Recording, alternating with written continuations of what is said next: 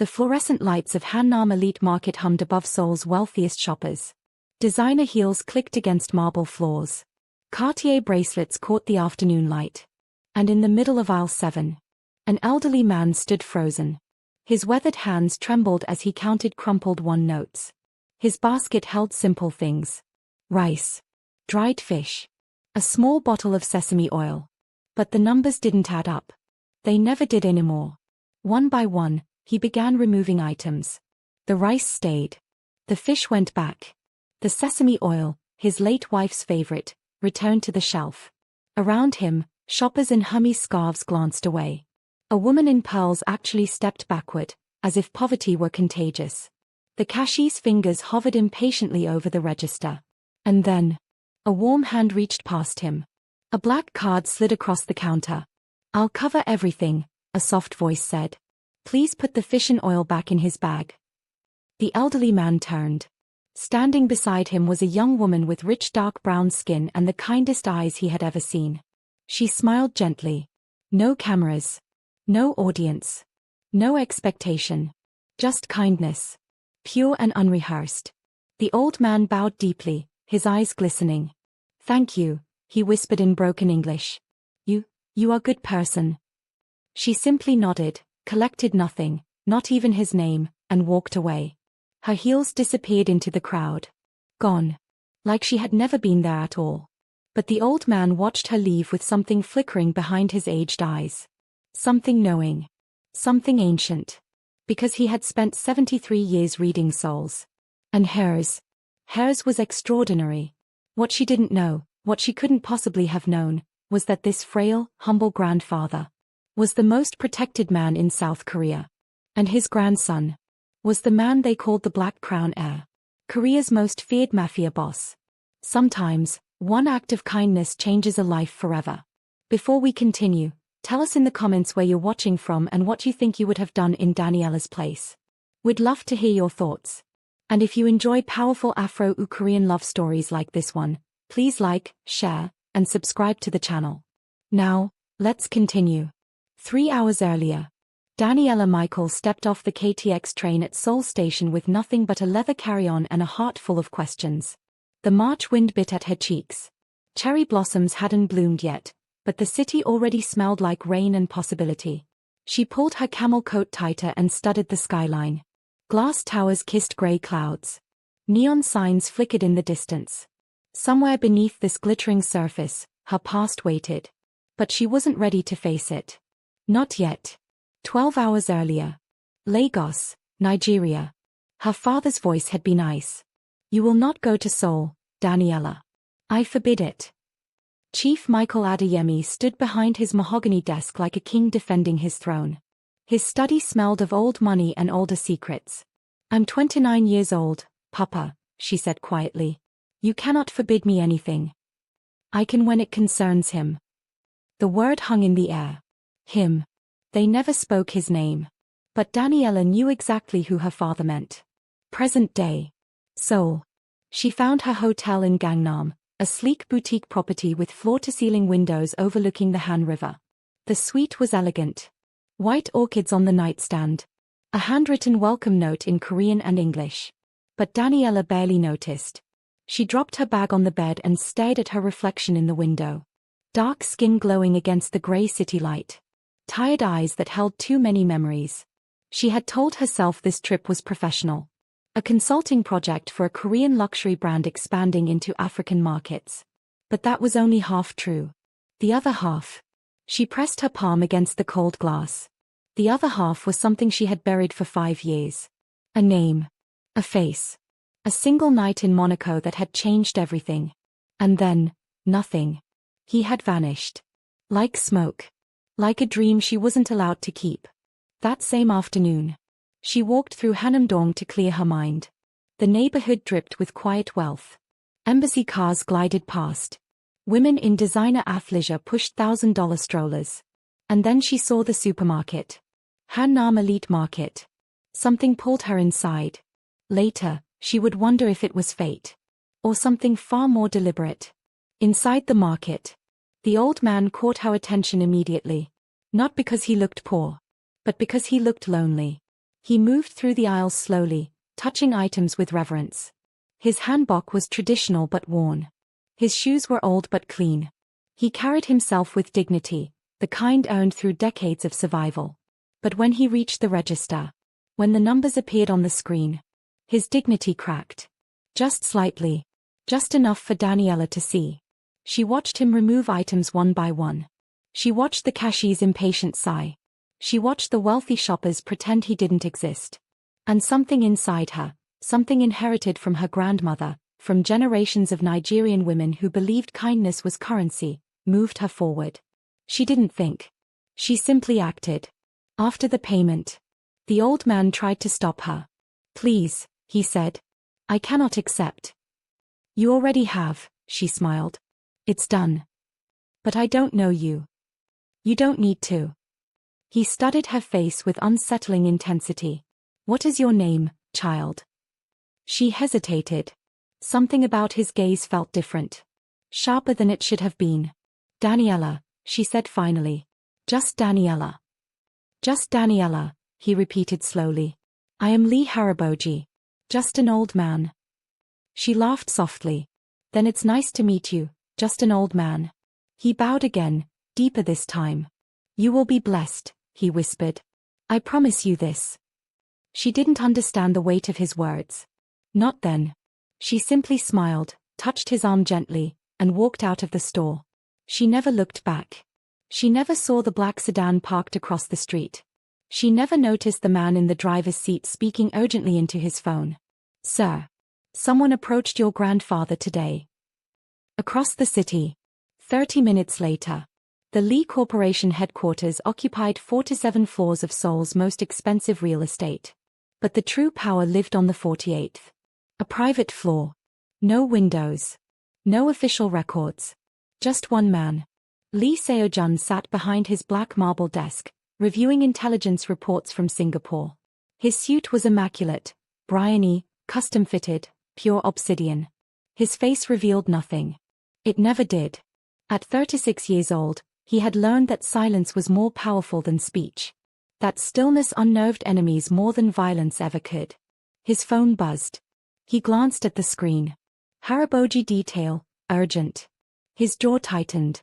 Anyone who touched his grandfather answered to him. Personally. He answered the call. "Speak." "Sir, your grandfather visited Hannam Market alone today." He dismissed his security detail again. Seo-jun's fingers curled around the phone. The tattooed characters on his knuckles caught the dim light. Loyalty. Continue. He was unable to pay for his groceries. A woman intervened. She paid for everything. She left without identifying herself. Silence. Describe her. African descent. Late 20s.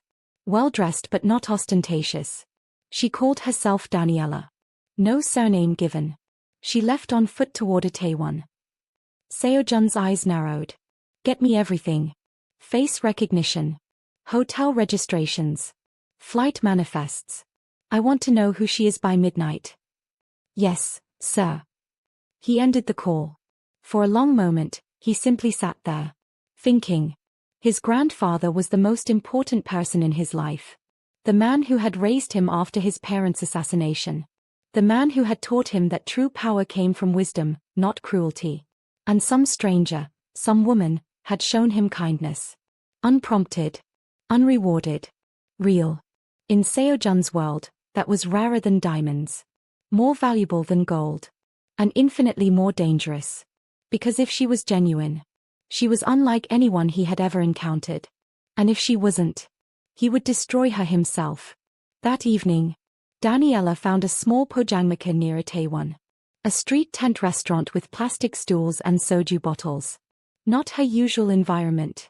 But tonight, she didn't want luxury. She wanted anonymity. She ordered tteokbokki and nursed a bottle of Cass beer while the city hummed around her. The old man's face stayed with her. His eyes. His quiet dignity. His strange promise. "You will be blessed." What had he meant? Her phone buzzed. A message from Lagos. "Papa, come home, Daniela. There's nothing for you in Korea. Only ghosts." She read it twice. Then deleted it. There were many things in Korea. Ghosts were only one of them. Meanwhile, Lee Corporation, 48th floor.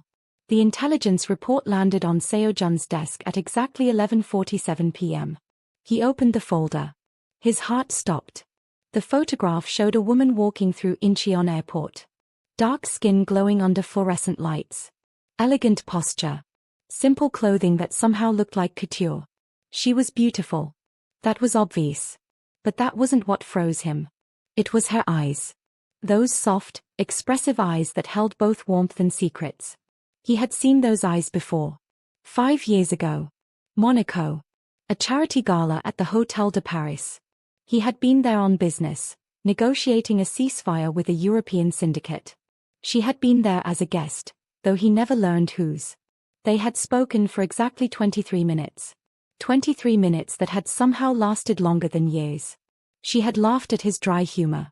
She had challenged his assumptions about African markets. She had looked at him without fear, without the deference everyone else showed. And when she asked what he did for a living, he had lied. Investments, he had said. Nothing interesting. She had tilted her head, studying him. I don't believe you, she had smiled. But I'll let you keep your secrets. Everyone deserves at least one. And then, his security detail had interrupted. An emergency in Seoul. Blood on the streets. Betrayal in the ranks. He had left Monaco that night without saying goodbye. He had searched for her afterward. For months. But she had vanished. No name. No contact.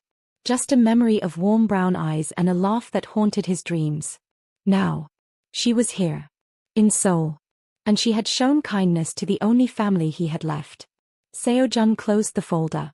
His hand was trembling. He couldn't remember the last time his hands had trembled. Sir. His assistant's voice came through the intercom. Your midnight meeting with the Singapore delegation. Cancel it. Sir. Cancel everything. He stood. Walked to the window. Stared at the glittering city below. Daniela Michael. Daughter of Chief Michael Adeyemi, one of Nigeria's most powerful businessmen. Net worth in the hundreds of millions. Connected to oil, shipping, and West African infrastructure. Educated at Oxford and INSEAD. Currently working as a luxury branding consultant. Currently staying at the Schiller Hotel, Gangnam. Room 2407. He memoized every detail. Then he did something he hadn't done in 5 years. He smiled. The next morning, Lee Haraboji sat in his traditional hanok in Bukhan, sipping barley tea. The house was 500 years old. It had survived wars, occupation, and the violent rise of his family's empire. Now it survived tourists taking photographs outside. He preferred it to the modern penthouse his grandson kept trying to move him into. Modern buildings had no soul. No memories. No ghosts worth talking to. His caretaker, Mrs. Kim, placed a plate of hotteok before him. You seem cheerful this morning, Harabojanim. Do I? He smiled. Perhaps I met someone interesting yesterday. Mrs. Kim raised an eyebrow. At your age. He laughed, a rare, genuine sound. At my age, interesting people are the only things worth living for. His phone buzzed. A text from his grandson. Asigi, I'm coming to see you. Don't dismiss your security again. Haraboji typed back slowly, his arthritic fingers finding each character with care. Haraboji, the security scares away the interesting people. Also, I'm old. What will they steal? My joint pain? Seojun, this isn't a joke. Haraboji, life is a joke, my boy. The only question is whether you laugh or cry. I choose to laugh. Come for lunch. I'll make Kim Kai jigigi. Seojun. Seojun, don't burn down the kitchen again. Haraboji smiled. His grandson pretended to be stone. But underneath, there was still that 8-year-old boy who had cried at his parents' funeral. The boy who had clung to Haraboji's hanbok and asked why God took the good people first. Seojun had built walls since then. Walls made of money, power, and silence. But walls could crumble. Sometimes all it took was the right person. Haraboji thought of Daniela Michael. Her warm eyes. Her genuine smile. Her complete lack of pretense. He had watched hundreds of people pass him in that grocery store. Rich people. Important people. Not one had stopped. Not one had seen him. But she had. And not because she knew who he was. But because she saw who he wasn't, a person to ignore. That was rare. That was precious. That was exactly what his grandson needed. Later that morning, Seo-jun's Rolls-Royce Phantom pulled up to the Bukhan. His driver opened the door. Seo-jun stepped out, his black Loro Piana coat perfect against the traditional architecture. The neighborhood fell silent. Everyone knew who he was. Everyone knew to look away. He walked through the wooden gate, his shoes soundless on the stone path. Inside, his grandfather was already setting the table. You came fast, Haraboji said without turning. Usually you make excuses. You dismissed your security again. And you tracked the girl already. Seo-jun froze. His grandfather turned, eyes twinkling. You think I don't know how you operate? Please. I taught you everything you know. Haraboji. Her name is Daniela Michael. Nigerian. Very wealthy family, though she doesn't flaunt it. Unmarried. Kind heart. Strong spirit. Excellent cheekbones. Seo-jun's jaw tightened. How do you know all this? I asked her name. The rest I deduced. Haraboji shrugged. Also, Mrs. Kim has Google. This isn't funny. Who's laughing? Haraboji sat down, gesturing for his grandson to join him. Sit. Eat. Then tell me why you really came. Seo-jun hesitated. Then Saturday. The Kim Kai jigigi was perfect, as always. Spicy. Comforting. Like his grandmother's, though Haraboji would never admit he had learned her recipe by heart. I came because someone approached you, Seo-jun said finally. Someone I don't know. Someone who could be a threat. A threat. Haraboji laughed. She paid for my groceries, Seo-jun. Not exactly an assassination attempt. You don't know her motives. I know enough. The old man's eyes grew serious. I've been testing people my whole life. Watching who helps. Who ignores. Who pretends. He paused. She's the first genuine person I've met in years. Seo-jun's chopstick stilled. She didn't know who I was, Haraboji continued.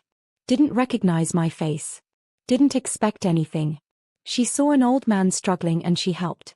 When was the last time someone helped you without wanting something in return? Seo-jun didn't answer. Because he couldn't. Because the answer was never. Find her, Haraboji said quietly. Not to investigate her. To thank her. Properly. The way our family thanks those who show real kindness. And if she refuses? The old man smiled. Then she's even more interesting than I thought. That same evening, Daniela stood before the mirror in her hotel room, applying minimal makeup. Tonight was professional. A dinner meeting with executives from Hanwhat Luxury Group. They wanted her expertise on positioning their new skincare line in Nigerian and Ghanaian markets. Standard consultation. Nothing complicated.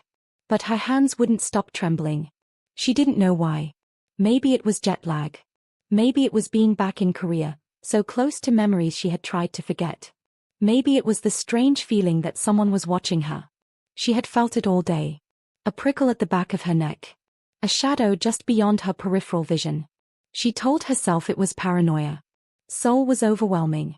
The language barrier. The stares, some curious, some hostile. The constant reminder that she was foreign. Different. Other. But the feeling persisted. Like a thread being pulled. Like fate tightening its grip. The Hanwhat dinner. The restaurant was elegant, a private room at Yungsik, one of Seoul's most exclusive establishments. 3 executives. 2 translators. 1 very long meal. Daniela handled it with grace. She had learned long ago that competence was the best armor. Your proposal is impressive, said Director Park, the most senior executive. But we have concerns about cultural adaptation. Korean skincare philosophy differs significantly from Western approaches. That's precisely why you need someone who understands both, Daniela replied smoothly. Nigerian consumers don't want imitation. They want authenticity translated into relevance. I can bridge that gap. Director Park studied her. Then smiled. You remind me of someone. Oh. A business associate of mine. Same directness.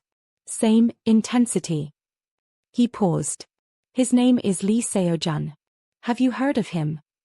Daniela's heart stuttered. Lee Seo-jun. The name she had spent 5 years trying to forget.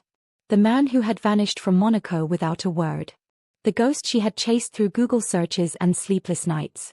I'm not familiar, she lied. Should I be? Perhaps not. He's quite private. But he's the most powerful businessman in Korea. Some say the most powerful in Asia. Director Park lowered his voice. Some say more than businessman, but those are just rumors. What kind of rumors? The director's smile thinned. The kind smart people don't repeat. Daniela filed that away. Later. She would research later. For now, she focused on the contract. The numbers. The safe, logical terrain of business. But somewhere beneath the polite conversation and careful negotiation, her pulse wouldn't settle. Lee Seo-jun. He was here. In this city. Closer than he had been in 5 years. And she didn't know whether to run toward him or flee in the opposite direction. Meanwhile, across the city, Seo-jun sat in his private office, watching surveillance footage on his wall of monitors. The feed showed Daniela at dinner. Laughing at something Director Park said. Her smile was devastating. Even through a camera, even in grainy restaurant footage, she radiated warmth. Light. Everything he wasn't. His hand curled into a fist, the tattoo on his knuckles rippling. She was negotiating a business deal. She was succeeding. She was magnificent. And tomorrow he would see her in person. Whether she wanted to see him or not. 2 days later. The charity gala was held at the Grand Hyatt Seoul. Black tie. 700 guests. The elite of Korean society mingling with international dignitaries. Daniela had been invited by Hanwhat, a gesture of goodwill following their successful contract negotiation. She wore a deep emerald gown that draped elegantly over her curves. Gold earrings from a Lagos artisan. Her natural hair twisted into a sculptural updo. She looked like royalty. Because, in many ways, she was. The Adeyemi name meant power in Nigeria. Old money. Old influence. Old secrets. But here, in Seoul, she was simply Daniela. A consultant. A visitor. A woman searching for something she couldn't name. Inside the gala. The ballroom glittered with crystal chandeliers and champagne towers. Politicians murmured to businessmen. Actresses posed for photographers. And in the corner, a cluster of whispers spread like wildfire. He's here. Lee Seo-jun came. He never attends these things. Why tonight? Daniela heard the murmurs but didn't understand their significance. She was too busy navigating introductions. Too busy smiling and networking. Too busy ignoring the prickle at the back of her neck. And then, the crowd parted. Like the Red Sea. Like physics had been momentarily suspended. She turned. And the world stopped. He stood at the entrance. Black suit. Perfect lines. A face carved from marble and shadows. His eyes swept the room with predatory calm, the gaze of a man who owned everything and everyone in it. At his collar, she caught a glimpse of ink. A tattoo. Old characters. Ancient symbols. His hand lifted to adjust his cufflink, and she saw more ink on his knuckles. Deliberate. Beautiful. Dangerous. Her breath caught. Because she knew that face. She had traced it in her memories 1,000 times. Monaco. 23 minutes. A lifetime of wandering. Lee Seo-jun. He was real. He was here.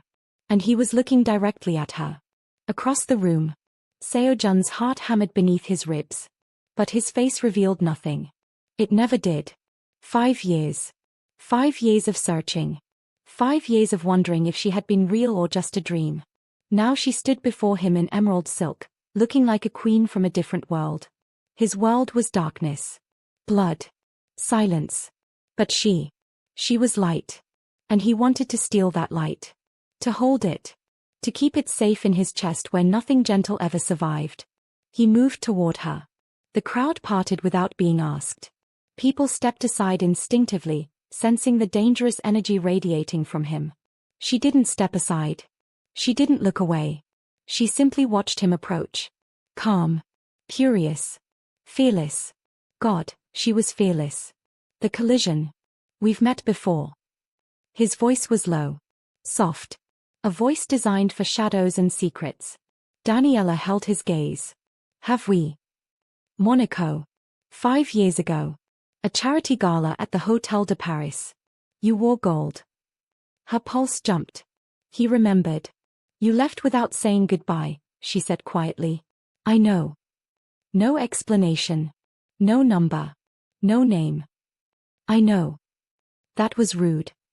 The corner of his mouth twitched. Almost a smile. It was, he agreed. I apologize. 5 years late. Better than never. She studied him, really studied him this time. The sharp lines of his jaw. The controlled stillness of his body. The cold eyes that somehow softened when they looked at her. Who are you? She asked. Really? He was silent for a long moment. Someone who never forgot you, he said finally. Even when I tried. The ballroom noise faded. The hundreds of guests disappeared. In that moment, there was only him. Only her. Only the impossible electricity between two people who should never have met, and could not seem to stay apart. Dance with me, he said. It wasn't a question. It was barely even a request. It was a declaration. She should have said no. She should have walked away. She should have remembered all the reasons this was dangerous. Instead, she placed her hand in his. And let him lead her onto the floor. The music was slow. A string quartet playing something classical and aching. Seo-jun's hand settled on her waist, light but possessive. Her hand rested on his shoulder, feeling the hard muscle beneath the expensive fabric. They moved together as if they had done this 1,000 times. As if their bodies already knew each other. You've been watching me, she said quietly. Yes. Since when? Since you paid for my grandfather's groceries. She missed a step. He steadied her instantly. Your grandfather. Lee Haraboji. The old man in Hannam Market. You covered his bill. You expected nothing in return. Daniela's mind raced. The elderly man. The humble hanbok. The trembling hands. He's your grandfather. The only family I have left. But he seemed like he needed help. Seo-jun's voice hardened slightly. He dismisses his security. He pretends to be ordinary. He tests people. You passed. I wasn't trying to pass anything. I was just being kind. He looked down at her. That's exactly why you passed. She didn't know what to say. Her simple act of compassion had connected her to one of Korea's most powerful men. A man she had dreamed about for 5 years.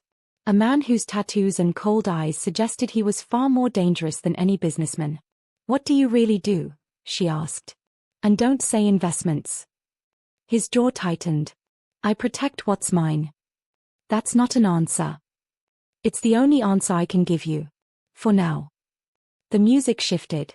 Slower. More intimate. She should have pulled away. Instead, she stepped closer. What do you want from me, Lee Seo-jun? His name on her lips did something to him. She could see it, the microscopic crack in his composure. I want to know you, he said softly. The way I should have known you 5 years ago. Before you disappeared. Before I was forced to choose between you and everything else. She searched his face for lies. Found only pain. Old pain. Carefully hidden. But real. Why was it a choice? He didn't answer immediately. The song was ending. Their time was running out. Because my world destroys beautiful things, he finally said. And you were too beautiful to destroy. The final note faded. For a moment, neither of them moved. Then, Seo-jun. A sharp voice cut through the silence. They turned. A man approached them, younger than Seo-jun, handsome in a polished, practiced way. He wore a smile that didn't reach his eyes. I didn't expect to see you dancing, the man said. Or with such exotic company. The word was a blade. Designed to cut. Seo-jun's hand tightened imperceptibly on Daniela's waist. Kang Minute Ho, he said flatly. I didn't expect to see you at all. I thought you'd still be recovering from your failed merger. Minute-Ho's smile flickered. Just a setback. Nothing permanent. His eyes slid to Daniela. And who is this lovely creature? None of your concern. Everything is my concern when it comes to you, Seo-jun. We're practically family. We're nothing. The air crackled with tension. Daniela felt caught between two forces, one cold and protective, the other oily and predatory. I'm Daniela Michael, she said calmly, refusing to be spoken about like she wasn't there. And you are. Minute-Ho's eyebrows rose. Direct. I like that. I'm Kang Minute-Ho, CEO of Kang Industries, and a very interested observer of Seo-jun's interests. His gaze dropped to her dress. Then lower. Seo-jun stepped slightly in front of her. A wall. A warning. Walk away, Minute-Ho. Or what?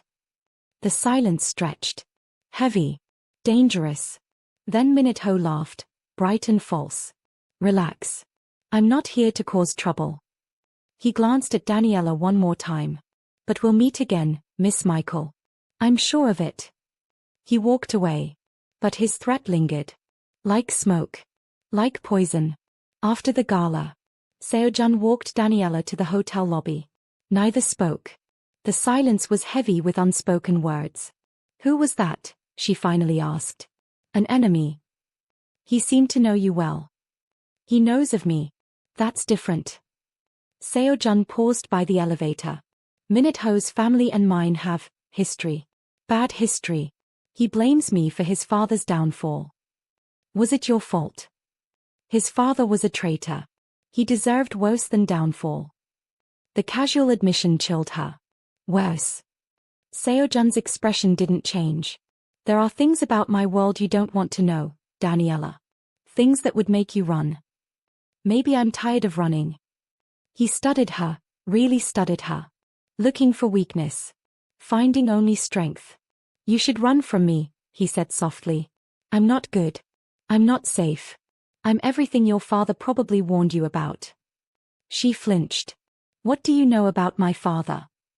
Chief Michael Adeyemi. Oil magnate. Shipping empire. Very protective of his only daughter. Seo-jun tilted his head. He had business dealings with Korean interests 10 years ago. Some of those interests were mine. The pieces fell into place. Her father's warnings.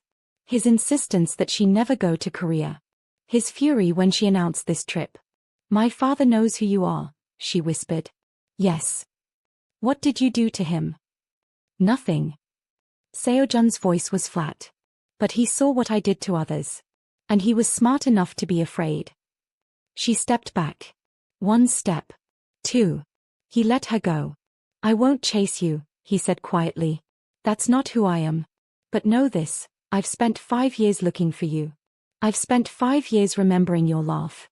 And in 3 days, you've shown more kindness to my grandfather than anyone has in decades. He paused. If you choose to walk away, I'll respect that. But I won't forget you. Not again. Not ever. The elevator opened. She stepped inside. Turned. Their eyes met. I need time, she said.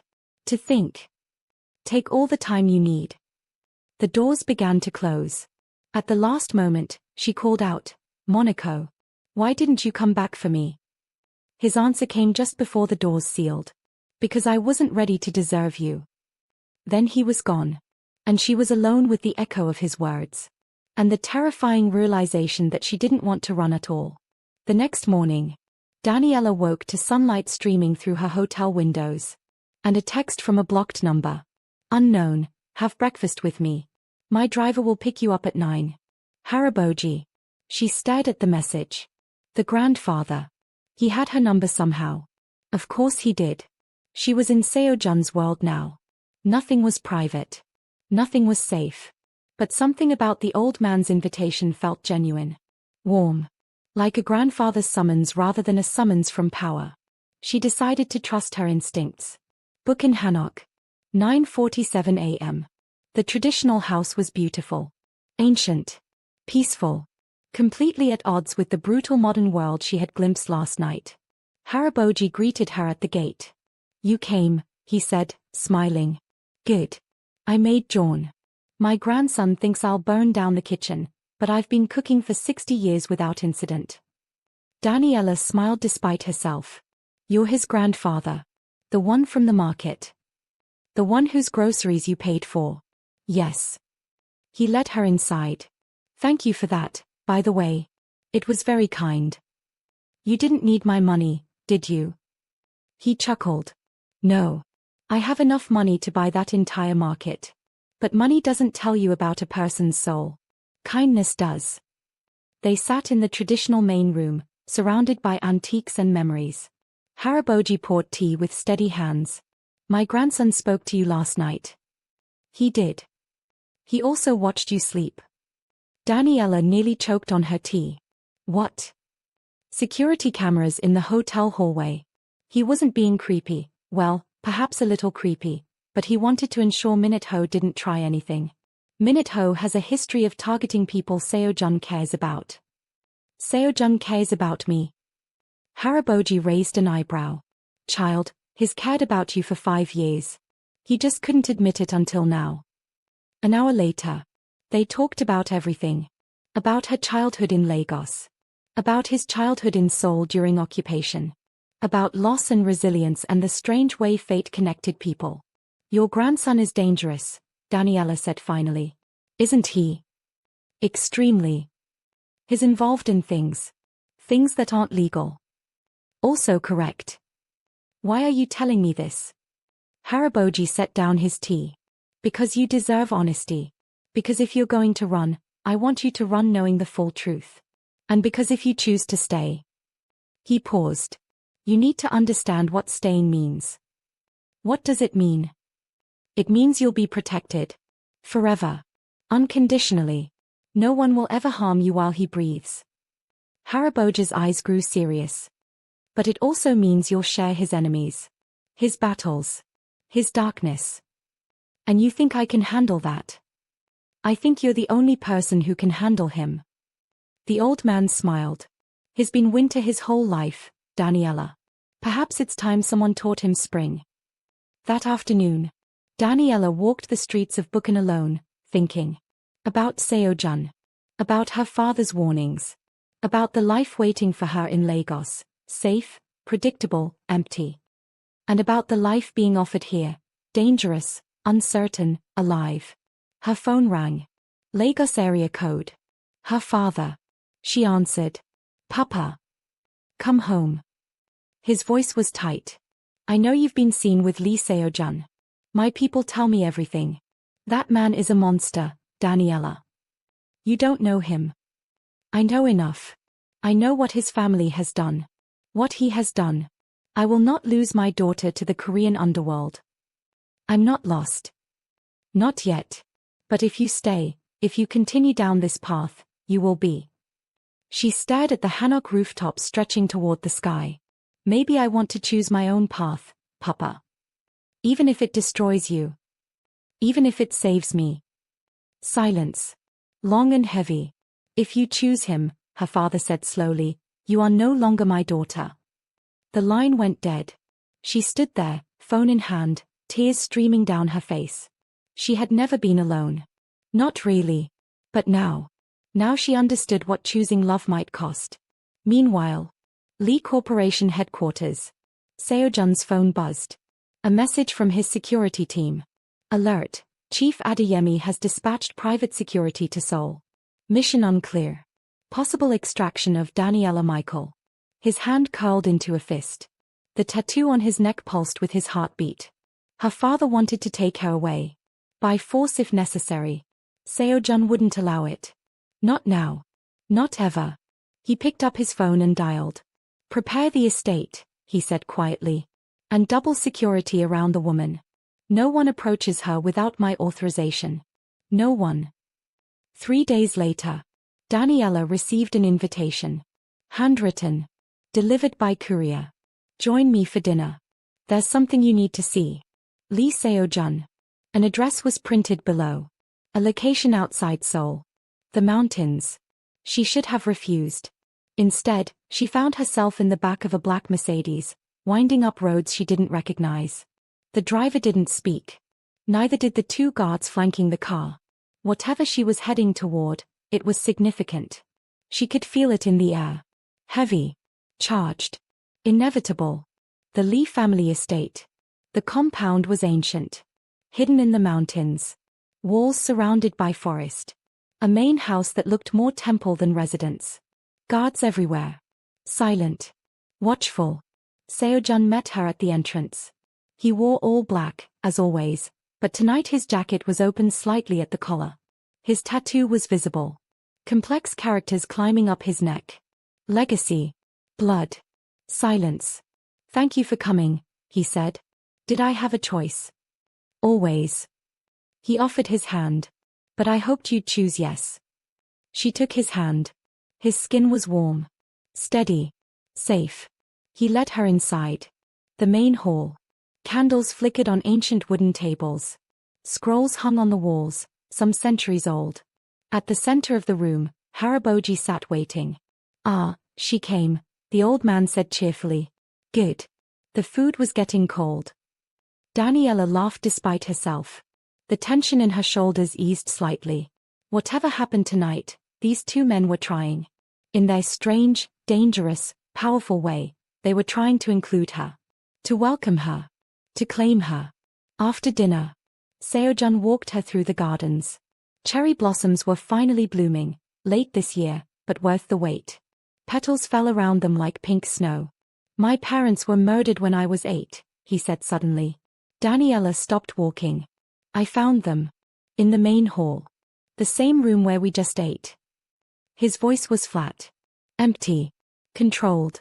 A rival faction thought killing the heirs would end our bloodline. They were wrong. Seo-jun. "My grandfather raised me after that.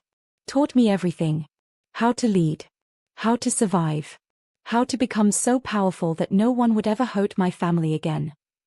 "Is that why you are the way you are?" "Yes." He turned to face her. "I built walls. Became cold. Stayed alone. It was easier. Safer. But then I met you." His voice softened. "Monaco. 23 minutes. You laughed at my jokes and challenged my assumptions and looked at me like I was just a man." "You were." "I wasn't. I'm not. I'm something else." He stepped closer. "But when I'm with you, I remember what it felt like to be human." Daniela's heart ached. "Why are you telling me this?" "Because I want you to understand what I'm offering." His hand lifted to her cheek, gentle, reverent. "I'm not a good man. But I'm a loyal one. And if you choose me, if you choose this life. Yes. I will protect you until my dying breath. I will give you everything I have. And I will never, ever disappear without saying goodbye again." Tears slipped down her cheeks. "And my father? His threats?" "I'll handle your father. He said he'll disown me. Then I'll become your family." His thumb wiped away her tears. "You'll never be alone. I promise you that." She looked up at him. This dangerous, broken, beautiful man. This king of shadows who was offering her his crown. "I need time," she whispered. "Just a little more time." "Take it." He kissed her forehead, soft and reverent. And then he let her go. 1 week later, Daniela returned to her hotel after a consultation meeting. The lobby felt wrong. Too quiet. Too empty. She sensed the danger before she saw it. 3 men in black suits. Not Seo-jun's men. She knew his security detail by now. These were strangers. "Miss Michael," one said smoothly. "Your father sends his regards. He'd like you to come home. Now." "I'm not going anywhere." That wasn't a request. They moved toward her. Her heart raced. Her training kicked in, self-defense classes from her university years, but against 3 men? She was calculating her escape routes when the lobby doors exploded open. Seo-jun's security swept in like a tidal wave. Silent. Deadly. Efficient. In seconds, the 3 men were disarmed. Pinned. Immobilized. And behind them all, Seo-jun. His face was ice. His eyes were fire. The tattoo on his neck seemed to pulse with barely contained rage.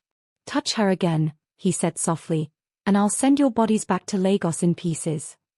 The words weren't loud, but they were absolute. The three men paled. They had heard the rumors. They knew who they were dealing with. "We were just following orders," one stammered. "Chief Adeyemi. Chief Adeyemi does not control Seoul." "I do." Seo-jun stepped forward. Slowly. Deliberately. "Tell your employer that Daniela Michael is under my protection. Any further attempts to remove her, any further threats against her person, will be treated as acts of war. Against me. Against my family.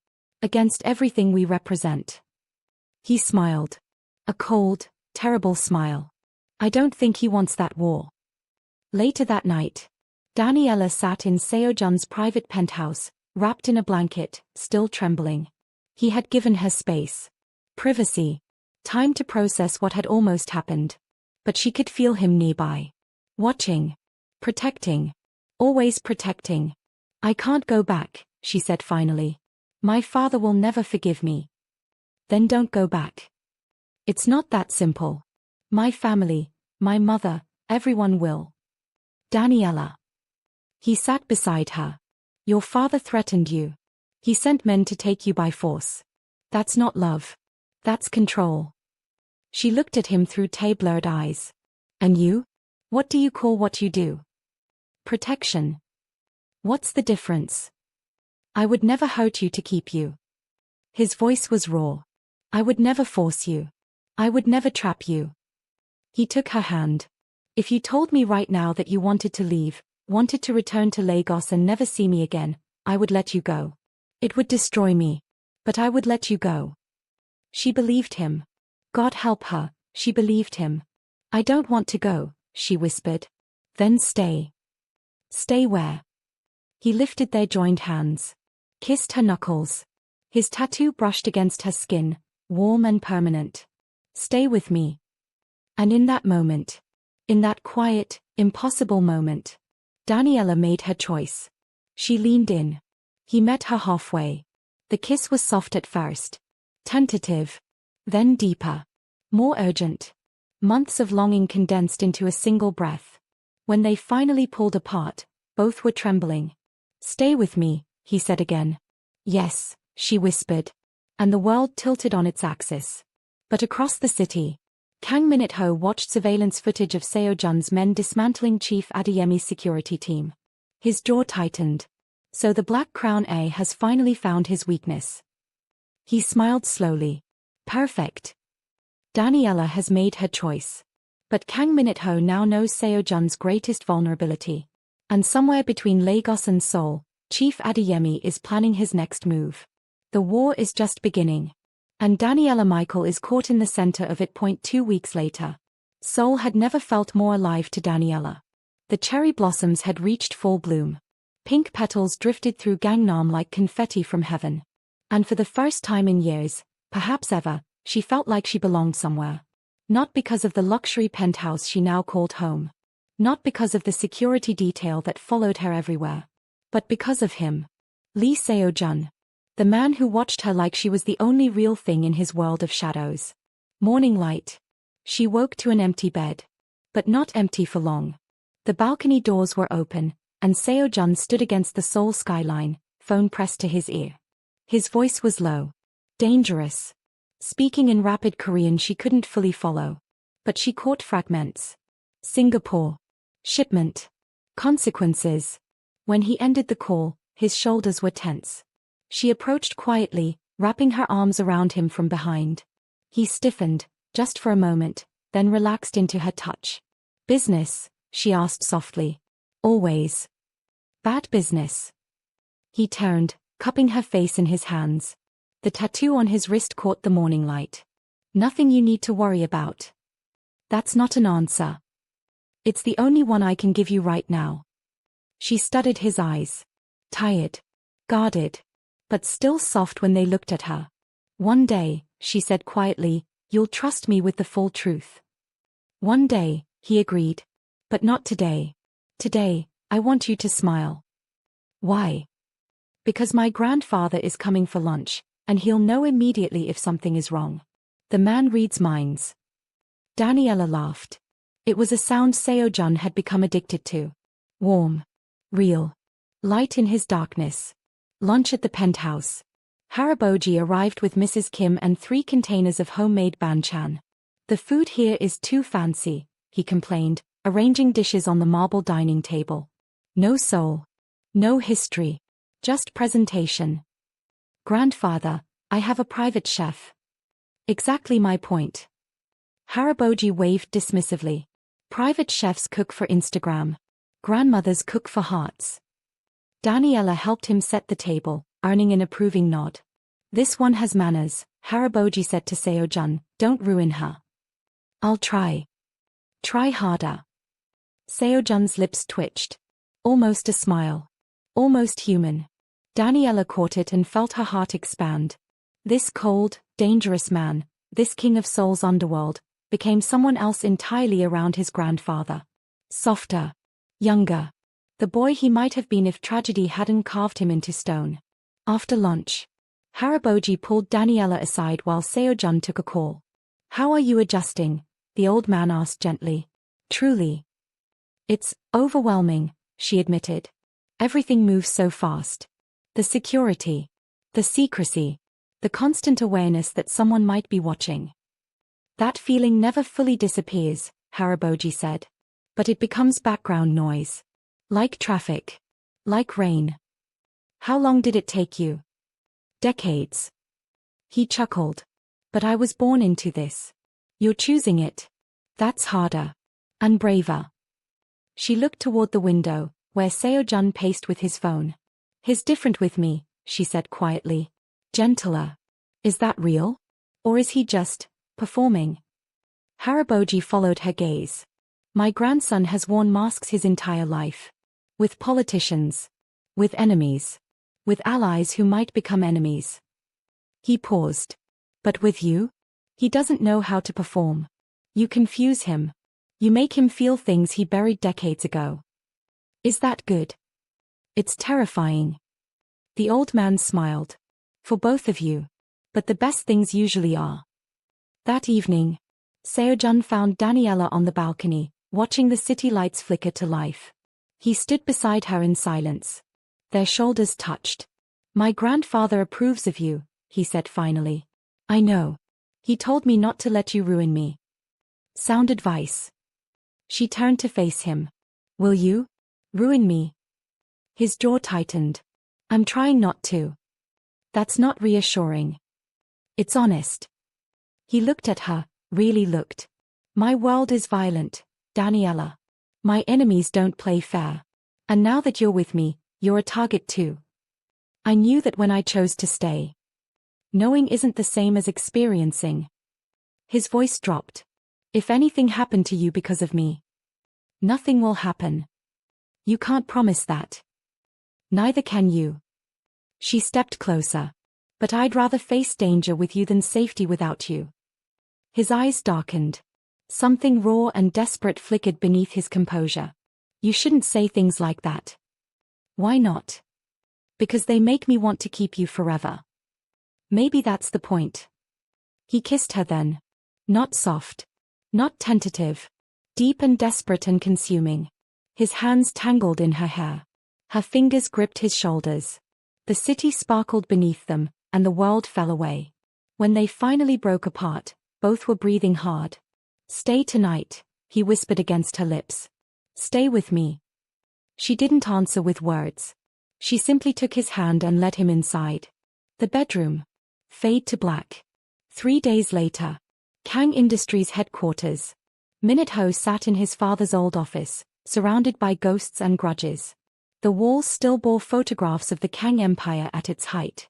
Before Lee Seo-jun destroyed it. Before his father was exposed as a traitor and stripped of everything. Before the shame drove him to an early grave. Minute-ho had been 22 when it happened. Young enough to remember the wealth. Old enough to understand the loss. And now, 14 years later, he was finally in position to strike back. His assistant entered with a folder. The information you requested, sir. Minute-ho opened it. Inside, photographs of Daniela Michael.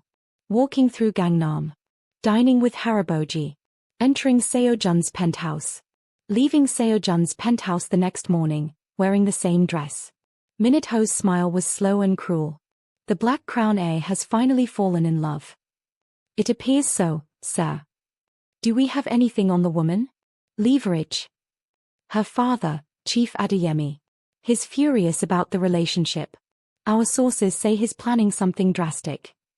Then perhaps we should assist him. The assistant hesitated. Sir, engaging with Nigerian interests could complicate. I don't care about complications. Minute-ho closed the folder. Seo-jun took everything from my family. It's time I returned the favor. He stared at Daniela's photograph. Beautiful. Elegant. Vulnerable. Contact Chief Adeyemi, he ordered. Tell him I have a proposal. One that benefits us both. Meanwhile, Lagos, Nigeria. Chief Michael Adeyemi stood in his private study, staring at old photographs. Daniela as a child. Her mother, God rest her soul. Himself, younger, stronger, before the world taught him that love was weakness. He had tried to protect his daughter. Tried to keep her away from men like Lee Seo-jun. Men who operated in shadows. Men who built empires on blood. And now she had chosen one anyway. His phone rang. Unknown number. Korean area code. He answered. Chief Adeyemi, my name is Kang Minute-ho. I believe we have a common enemy. The conversation lasted 47 minutes. By the end, Chief Adeyemi had agreed to a meeting. In Seoul. Face to face. Because if his daughter wouldn't listen to warnings, perhaps she would listen to consequences. 1 week later, Daniela sensed something shifting. She couldn't explain it. But the air around Seo-jun felt heavier. His calls lasted longer. His silences grew deeper. And sometimes, when he thought she wasn't looking, his eyes carried a weight that frightened her. The confrontation. Tell me what's happening. They were in his private office at Lee Corporation. The 48th floor. No windows. No records. Just truth waiting to be spoken. Seo-jun looked up from his desk. The tattoo on his collarbone was visible beneath his partially unbuttoned shirt. There's intelligence suggesting an alliance forming against me. What kind of alliance? The kind that could destroy everything I've built. Her stomach tightened. Who? He hesitated. Seo-jun. Who? Kang Minute-ho. A pause. And your father. The words landed like a physical blow. My father is working with Minute-ho. We intercepted communications. They've met twice in the past week. They're coordinating something. We don't know what yet. Daniela sank into a chair. Her hands were shaking. Why? Why would my father? Because he blames me for taking you away. Seo-jun's voice was heavy. And Minute-ho blames me for his father's destruction. Together, they share a common enemy. You. Yes. And by extension, me. He didn't answer. He didn't need to. She was already understanding the full horror of it. Her father wasn't just trying to bring her home. He was trying to destroy the man she loved. Even if it destroyed her too. That night, she couldn't sleep. Seo-jun found her in the living room at 3 a.m., staring at the city lights. He didn't speak. Just sat beside her. Let the silence hold them both. I should go back to Lagos, she whispered finally. Every muscle in his body tensed. What? If I leave, if I remove myself from the equation, maybe they'll stop. Maybe my father will call off whatever he's planning. And maybe he'll just find another way to hurt me. Seo-jun's voice was sharp. Running won't stop this, Daniela. It will only delay it. Then what do we do? He turned to face her. His eyes were steel. But beneath the steel, fear. Real, human fear. Not for himself. For her. We fight, he said. Together. Or not at all. She searched his face. Looking for doubt. Finding only certainty. I've never been good at fighting. Then I'll teach you. What if we lose? His hand cupped her cheek, warm, possessive, tender. We won't. I won't allow it. That's not. It's a promise. His thumb traced her jaw. I've protected this family for 28 years. Through betrayals. Through wars. through losses that should have broken me. And I've never had anything worth protecting more than you. She leaned into his touch. That's a lot of pressure. It's a lot of love. The word hung between them. Neither had said it before. Not explicitly. Not directly. But now it was there. Real. Undeniable. Love, she whispered. Love. He didn't look away. I love you, Daniela Michael. I didn't plan to. I didn't want to. But here we are. Tears slipped down her cheeks. I love you too, she breathed. God help me, I love you too. He kissed her. Soft. Reverent. A seal on a vow neither of them fully understood. 3 days later, Chief Adeyemi arrived in Seoul. He came with a private security team. He came with lawyers. And he came with one singular purpose: to retrieve his daughter by any means necessary. The Schiller Hotel. Presidential suite. Adeyemi stood at the window, watching the city that had stolen his child. Minute-ho sat across from him, perfectly composed. Your daughter won't come willingly, Minute-ho said. You understand this? I understand. Adeyemi's voice was tight. I also understand that Lee Seo-jun has made her a prisoner of his world. Not a prisoner. Worse, a willing convert. Minute-ho crossed his legs. She believes she loves him. Love. Adeyemi spat the word. She doesn't know what love is. She's confused. Manipulated. Perhaps. Or perhaps she simply chose someone you didn't approve of. Minute-ho smiled thinly. Either way, the solution is the same. Remove Seo-jun from the equation, and she'll have no reason to stay. Remove him how? Leave that to me. I won't be party to murder. Who said anything about murder? Minute-ho's smile widened. There are other ways to destroy a man. Reputation. Business. Legacy. Strip away everything he's built, and the woman will see him for what he truly is, nothing. Adeyemi studied the younger man. Something about Minute-ho's confidence unsettled him. This was a man who had spent his life planning revenge. That kind of obsession rarely stayed contained. But right now, Minute-ho was the only ally he had. What do you need from me? Access to your shipping networks. Specifically, the Nigerian routes. Lee has legitimate business interests there. If we can disrupt them, create scandals, implicate his companies in illegal activities, his international reputation will crumble. That would hurt my business too. Sacrifices must be made, Chief Adeyemi. Minute-ho leaned forward. The question is, what are you willing to sacrifice to save your daughter? Across the city, Lee Corporation. Seo-jun's intelligence team presented their findings. Photographs. Intercepted communications. Financial transfers. Minute-ho has been coordinating with Chief Adeyemi for 11 days, his head of security reported. They've developed a multi-phase plan targeting your legitimate business holdings. What kind of phases? Phase 1, disruption of shipping routes. Phase 2, planted evidence suggesting your involvement in smuggling operations. Phase 3, media exposure through bribed journalists in Lagos, Seoul, and Singapore. Seo-jun's expression didn't change. But his hand curled into a fist. The tattoo on his knuckles rippled. Loyalty. And the final phase? Unknown. But our analysts believe it involves Daniela directly.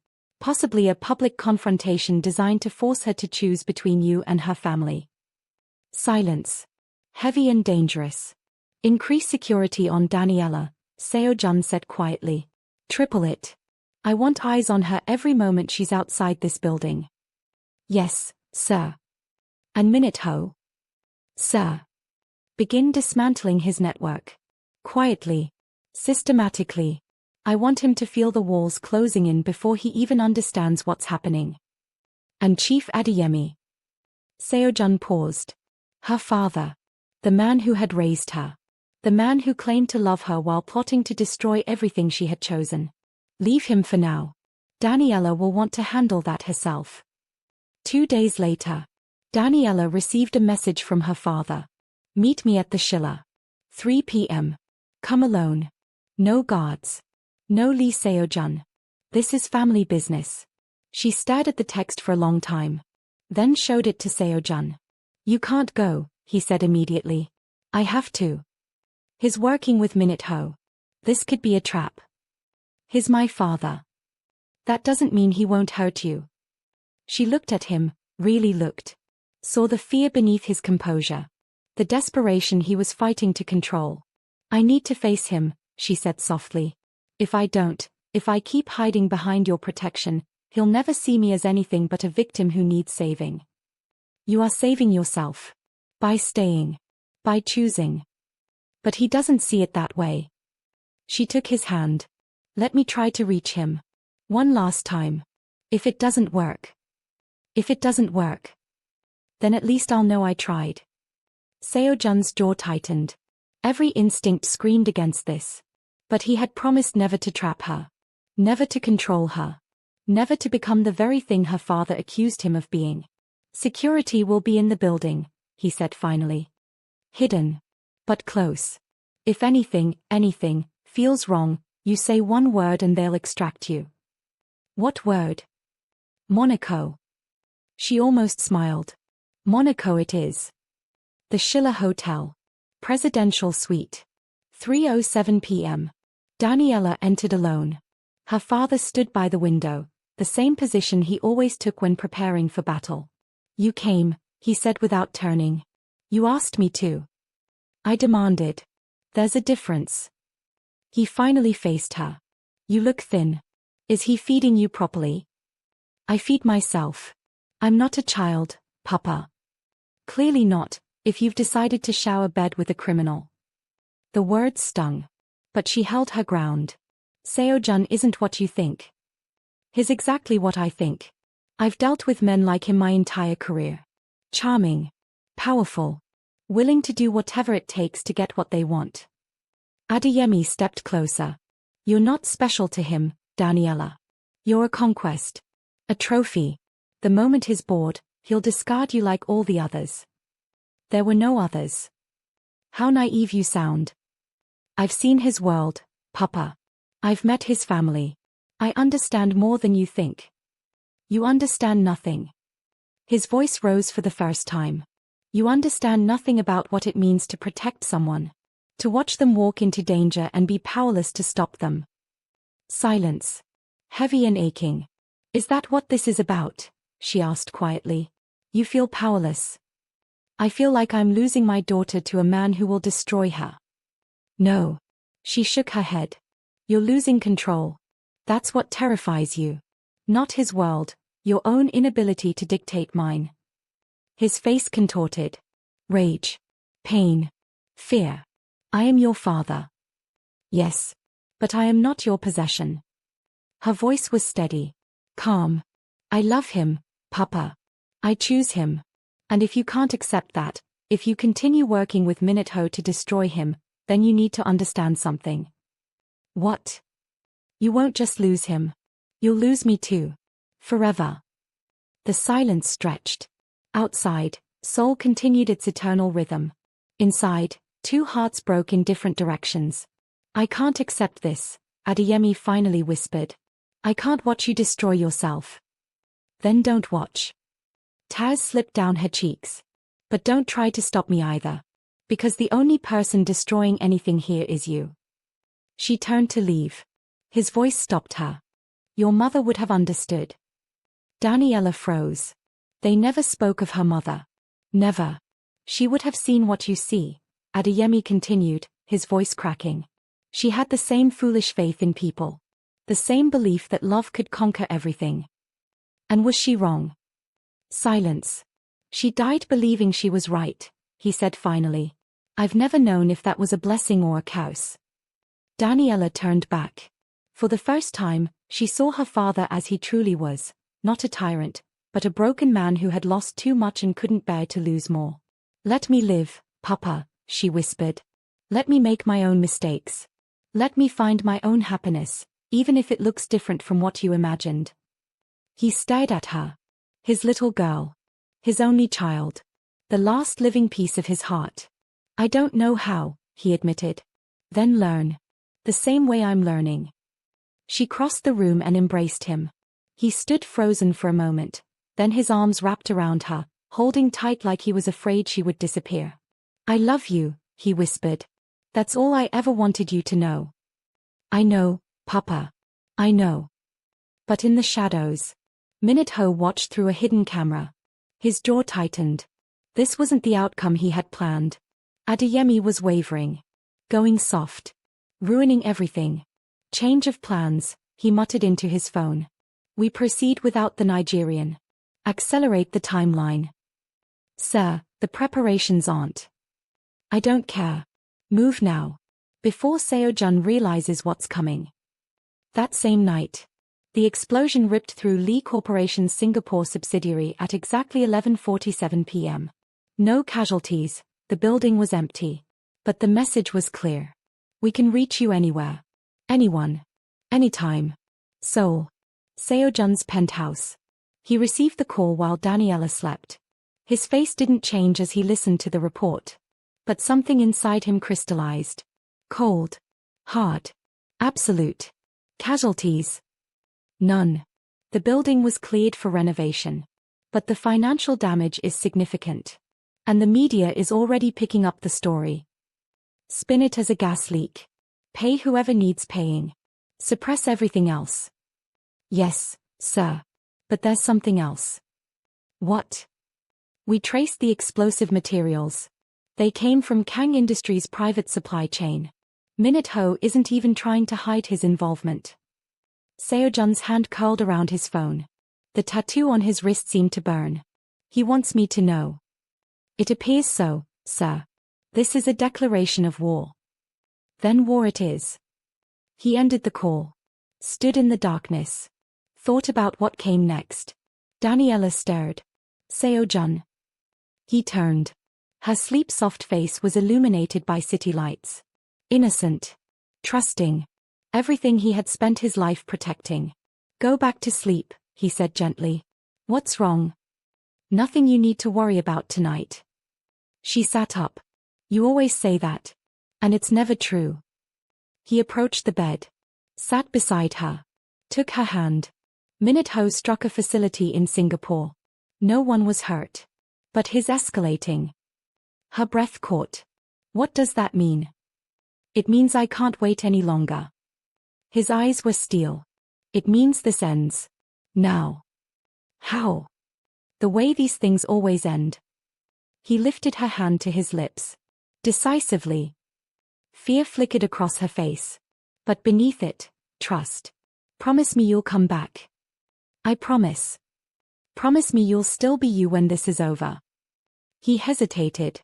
Because he wasn't sure he could keep that promise. The things he would have to do, the orders he would have to give, they would require becoming the monster his enemies whispered about. The Black Crown heir in full fury. "I'll try," he finally said. "That's not good enough. It's all I have." He kissed her forehead. "But know this, everything I do to protect you. To protect us. To protect the life we're building. And if it costs you your soul, then at least my soul went toward something worth saving." She pulled him close. Held him like she could keep the darkness at bay through sheer force of will. "Come back to me," she whispered. "Always." Over the next 72 hours, the underworld of Seoul erupted. Seo-jun moved with surgical precision. Minute-ho's supply chains, disrupted. His financial networks, frozen. His political allies, turned. One by one, the pillars of Kang Industries crumbled. Kang Industries headquarters. Day 3. Minute-ho stood in his office, watching his empire collapse in real time. Stock prices plummeting. Partners withdrawing. Arrests being made across 3 continents. "How?" he whispered. "How did he move so fast?" His assistant was pale. "Sir, Lee Seo-jun's network is more extensive than we calculated. He had contingencies for everything. It's like he was waiting for this." He was. Minute-ho's hands trembled. "He let me think I was winning. Let me overextend. And now." "Sir, what do we do?" "There's only one thing left." He picked up his phone. Dialed a number. "It's time for the final option," he said quietly. "The woman. Tonight." That evening. Seoul. Daniela was returning from Haraboja's house when the attack came. 3 black vehicles. No license plates. They boxed in her car on a quiet Buchan street. Her security detail reacted instantly, weapons drawn, defensive positions taken. But they were outnumbered. And outgunned. The fight was brutal. Short. Efficient. When the smoke cleared, Daniela's guards were unconscious, not dead, but incapacitated. And she was being dragged into a black van by men in masks. She screamed. She fought. She remembered everything Seo-jun's trainers had taught her. But against 5 armed men, technique only went so far. As they forced a hood over her head, she heard one of them speak into a radio. "We have her. Bringing her to the location now." Then everything went dark. Lee Corporation headquarters. 30 minutes later. Seo-jun received the news in his office. His face didn't change. But something behind his eyes, extinguished. "Where is she?" "We're tracking the vehicle now. They're heading toward the industrial district. An abandoned shipping warehouse." "How many hostiles?" "Estimated 15 to 20. All armed. Professional. Alert all teams. I want a perimeter in place within 40 minutes. Sir, this is clearly a trap." "Of course it's a trap." Seo-jun's voice was quiet. "Deadly. Minute-ho knows I'll come for her. He's counting on it." "Then perhaps we should." "I'm going." He stood. "Personally." "Sir. She is my life." The words were barely a whisper. "If she dies because I waited, because I strategized, because I calculated, then nothing else matters anyway." He reached for his coat. The black bryony. His armor. His crown. "Prepare the teams. We move in 1 hour." Haraboja's house. The old man was waiting when Seo-jun arrived for weapons. The Lee family armory was hidden beneath the ancient hanok, a secret known only to bloodline heirs. "You're going to war," Haraboji said quietly. "Yes." "For her." "For everything." The old man nodded slowly. Then handed his grandson a blade, an antique katana that had been in the family for 6 generations. "Your great-great-grandfather carried this when he built our empire. It has never failed a Lee heir." Seo-jun took the blade. Felt its weight. Its history. Its promise. "If I don't come back." "You'll come back." Haraboja's voice was firm. "You'll come back because you have something to live for now. Something beyond duty and legacy. Love. Love." The old man smiled. "It took you long enough to find it. Don't waste it." Seo-jun embraced his grandfather, something he hadn't done since childhood. "Thank you," he whispered. "For everything. Go. Bring her home. And end this." The warehouse. Industrial district. 11:47 p.m. Daniela was tied to a chair in the center of an empty concrete room. Her head ached from the hood. Her wrists burned from the restraints. But her mind was sharp. Clear. Survival mode. Minute-ho circled her slowly, like a predator savoring its prey. "You know, I never wanted to hurt you," he said conversationally. "This was never about you." "Then let me go." "I can't. You're the only thing he cares about. The only leverage that matters." "He'll kill you for this." "Perhaps." Minute-ho smiled. "But at least I'll have the satisfaction of watching him suffer first." He crouched before her. "When he arrives, and he will arrive, he'll face a choice. His organization or you. His legacy or love." Minute-ho's eyes glittered. "Either way, I win." "You underestimate him." "No. I understand him perfectly. That's why I know this will work." Outside. Seo-jun's team moved into position. 37 men. The best of his organization. Silent as shadows. Deadly as prayer. He stood at the perimeter, reviewing the warehouse layout on a tablet. 15 hostiles confirmed inside. The woman is in the central room. Minute-ho is with her. Entry points. 3 viable options. We recommend a coordinated breach. No. Seo-jun's voice was flat. I go in first. Alone. Sir, that's an order. He looked up. When Minute-ho sees me, he'll focus on me, That's when you strike. Not before. And if he kills you, then you kill everyone in that building and get her out. His jaw tightened. She is the priority. Above everything. Above me. Silence. Then nods of understanding. These men would follow him into hell. Tonight, they just might. The entrance. Seo-jun walked through the warehouse doors with his hands visible. No weapons drawn. No army at his back. Just a man coming for the woman he loved. Cho. His voice echoed through the empty space. Footsteps. Then, Minute-ho emerged from the central room, dragging Daniela with a gun pressed to her temple. You actually came alone.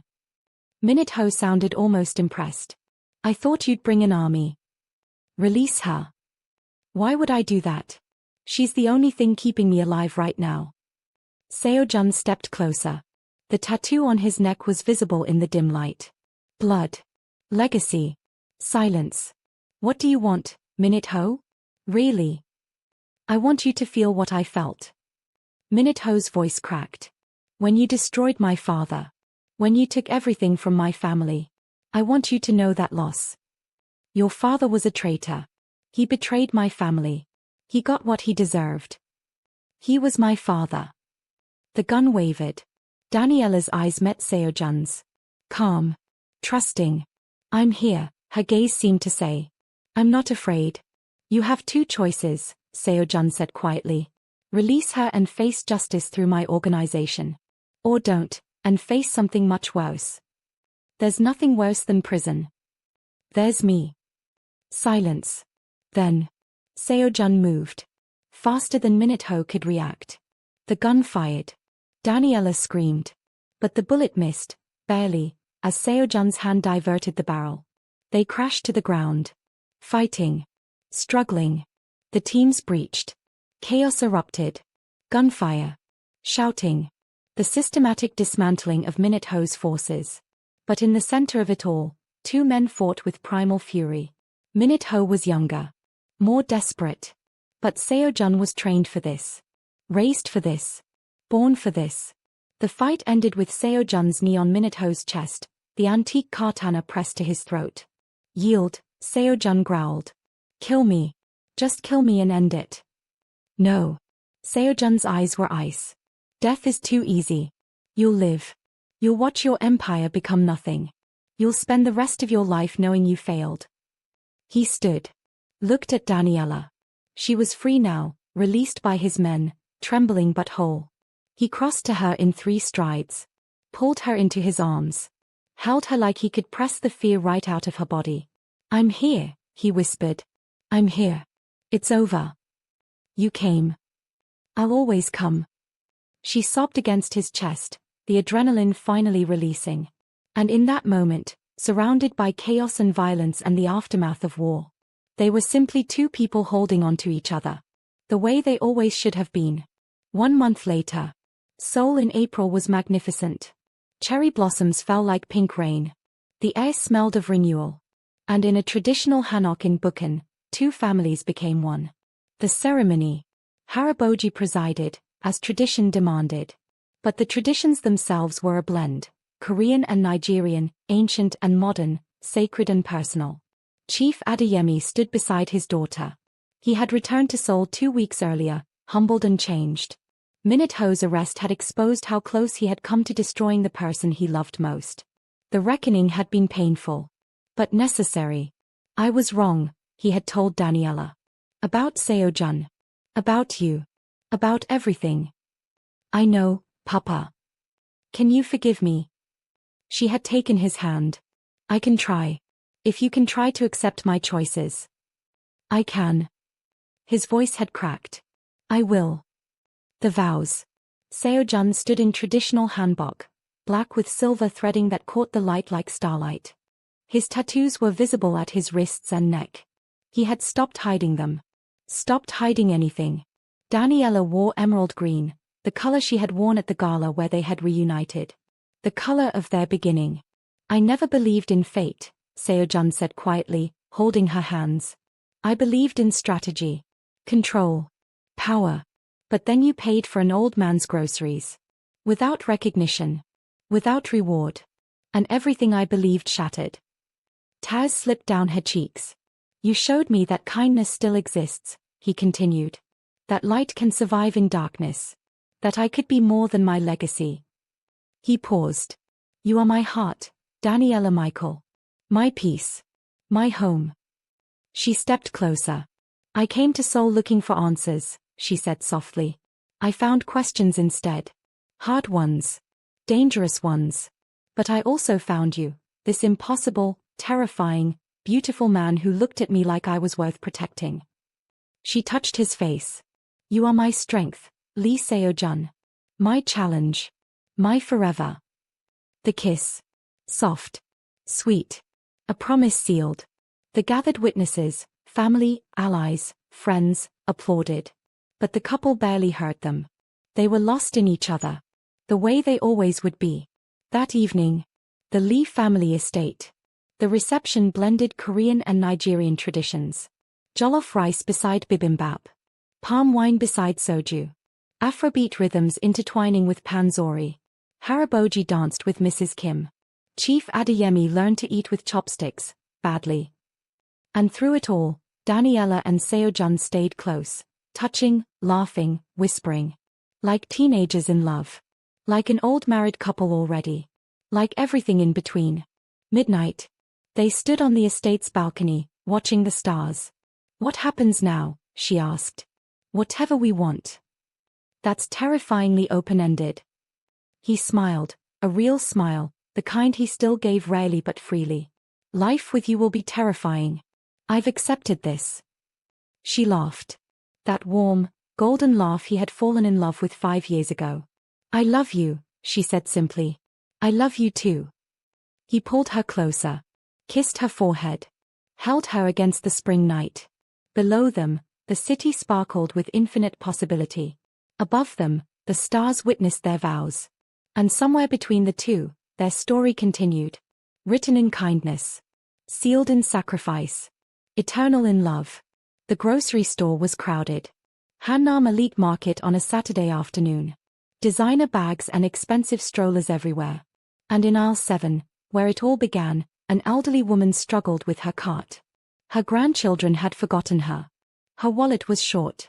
She was putting items back, one by one, when a warm hand reached past her. A black card slid across the counter. I'll cover everything, a familiar voice said. Please put everything back in her cart. The elderly woman turned. Saw a beautiful young woman with rich dark brown skin and the kindest eyes. Beside her stood a man in black, tall, composed, elegant, with tattoos barely visible at his collar. And between them, a baby in a carrier. Sleeping peacefully. Unaware that her parents were continuing a tradition. Passing kindness forward. The way it was always meant to be. Thank you, the elderly woman whispered, bowing. You are good people. Daniela smiled. Seo-jun's hand found the small of her back. And together, they walked out of the store. Into the sunlight. Into their future. Into forever. Thank you for watching this powerful Afro-Korean love story. If this touched your heart, please like, share, and subscribe. And tell us in the comments, have you ever experienced an act of kindness that changed your life? We'd love to hear your stories. Until next time, believe in love. Believe in kindness. Believe in the power of choosing each other.